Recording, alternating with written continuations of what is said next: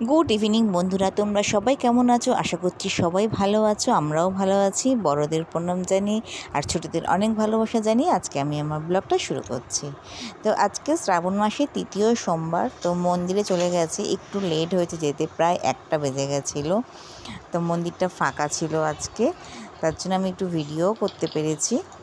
তো প্রথমে বাবাকে গিয়ে ঘি মধু মাখিয়ে আর পঞ্চামৃত করে নিয়ে গেছিলাম। দুধ, গঙ্গা জল, দই, ঘি, মধু, শর্করা, চিনি সব দিয়ে নিয়ে গেছি। তো সেটা দিয়েও স্নান করাবো। আর বাবাকে বেলপাতাও চড়িয়েছি, 5 রকমের ফলও দিয়েছি, মিষ্টি দিয়েছি, দই দিয়েছি।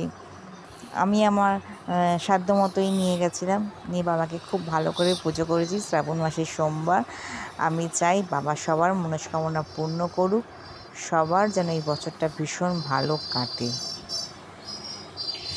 হর হর মহাদেব।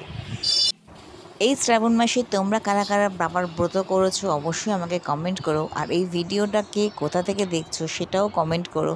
তাহলে আমার ভীষণ ভালো লাগবে যে অনেক দূর থেকে যদি আমার কোনো দর্শক আমার এই ভিডিওটা দেখে থাকে। এই আজকে নিয়ে 3টে সোমবার হয়ে গেল, আমি কিন্তু একবারও ভূতনাথ বা মোটা বাবার কাছে যেতে পারলাম না। আমি বাগুইহাটিতেই আমার বাড়ির কাছাকাছি একটা মন্দিরেই পুজো দিলাম এই 3টে। আর দেখা যাক, শেষ সোমবারটা যাওয়ার ইচ্ছে আছে বাবার কাছে। যদি বাবা টানে তাহলে বাবার কাছে নিশ্চয়ই যাব, ভূতনাথ হোক বা মোটা বাবার কাছে হোক, যার কাছে হোক। আগের বছর মোটা বাবার কাছে পুজো দিয়েছি, আমার ভীষণ ভালো লেগেছিলো, এবারও যাওয়ার খুব ইচ্ছে আছে। তো দেখা যাক। তো চলো ভিডিওটা দেখতে থাকো। পুজো টুজো দিয়ে একটু ছবি তুলে চলে আসলাম বাড়িতে। বাড়িতে এসে সাবু মেখেছিলাম, নারকেল কলা দিয়ে, চিনি দিয়ে, আর এদিকে ফল মিষ্টি দিয়ে দুপুরের লাঞ্চটা করে নিলাম। তো কেমন লাগলো ভিডিওটা অবশ্যই কমেন্ট করো।